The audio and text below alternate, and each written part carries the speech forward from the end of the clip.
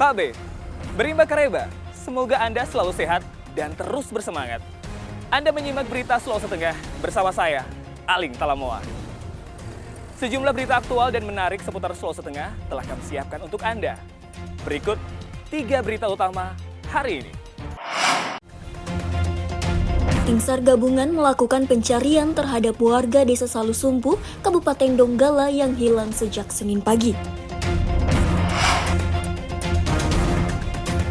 Polres Morowali menyelidiki penyebab pasti terbakarnya kantor KPU.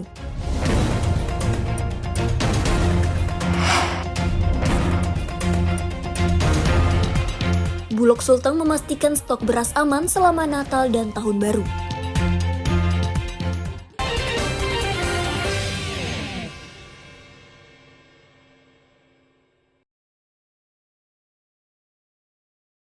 Seorang warga Desa Salusumpu, Kecamatan Banawa Selatan, Kabupaten Donggala, dilaporkan hilang Rabu pagi.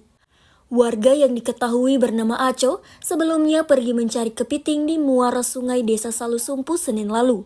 Hilangnya Aco bermula ketika pria berusia 41 tahun ini pamit kepada keluarganya untuk pergi mencari kepiting di muara sungai dan empang Senin pagi. Namun hingga malam hari, Aco tak kunjung pulang dan tidak ada kabar.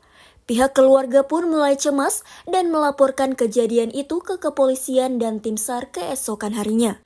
Tim SAR dan aparat gabungan yang menerima laporan itu langsung menyiapkan personil dan membawa 1 unit perahu karet, aqua eye, dan peralatan selam serta pendukung lainnya.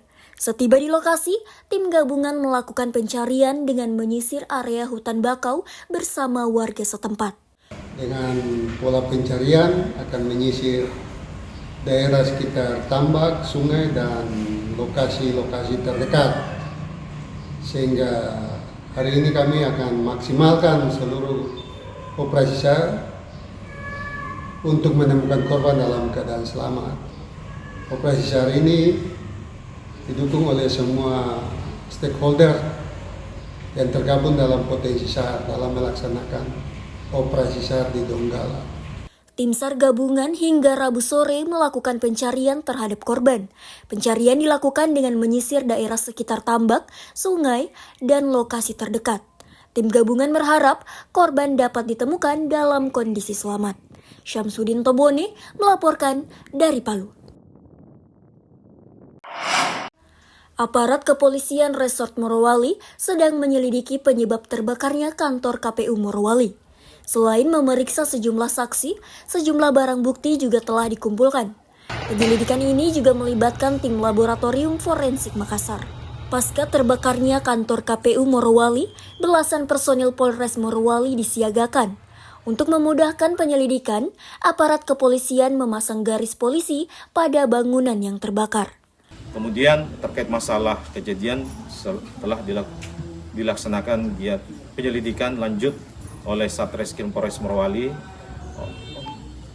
dilaksanakan olah TKP kemarin, dan rencana hari ini dari Laboratorium Forensik Makassar akan tiba di Polres Morowali untuk melakukan penyelidikan lebih lanjut.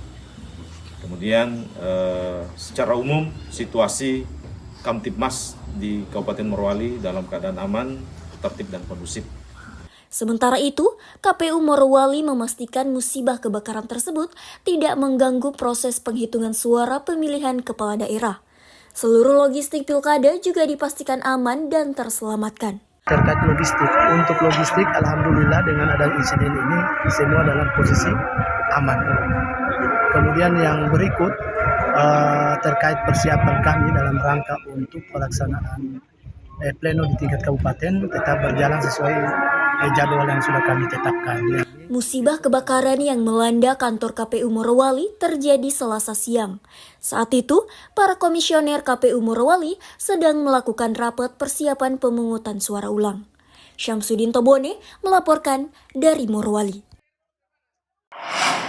Komisi Pemilihan Umum Kota Palu memulai rapat pleno rekapitulasi penghitungan perolehan suara Pilkada Serentak 2024 untuk tingkat kota Rabu pagi.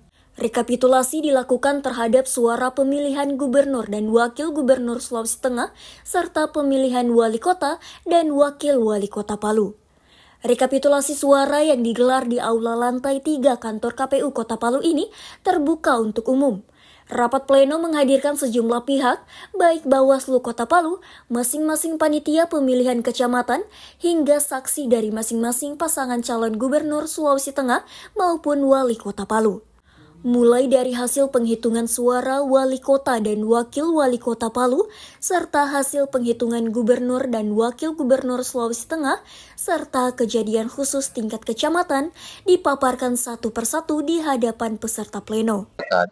Selanjutnya jalannya rapat pleno seperti biasa, tata caranya bahwa dimulai dengan PPK secara terbuka membuka segel rekap yang sudah dikabeltis, secara terbuka diberi kesempatan untuk membacakan di hasil kecamatan, kemudian rekap C pemberitahuan yang tidak didistribusi, kemudian mencocokkan dengan si rekap, kemudian menginput hasilnya di D hasil kabupaten kota untuk gubernur dan wali kota. Setelah itu semua hasil kembali dimasukkan ke dalam box yang tersegel, lalu dikembalikan sebagai arsip untuk persiapan hal-hal ke depan. Karena kalau kejadian khusus tingkat TPS sudah dibahas di tingkat kecamatan, tingkat kabupaten kota ini membahas D kejadian khusus yang dibuat oleh PPK yang terjadi di kecamatan. Jadi sebenarnya penyelesaiannya berjenjang, termasuk tadi dinamika. Saya kira berjalan normatif saja dan sangat demokratis bagi KPU, keterbukaan, menyampaikan yang sebenarnya dan mengikuti tata cara itu yang penting.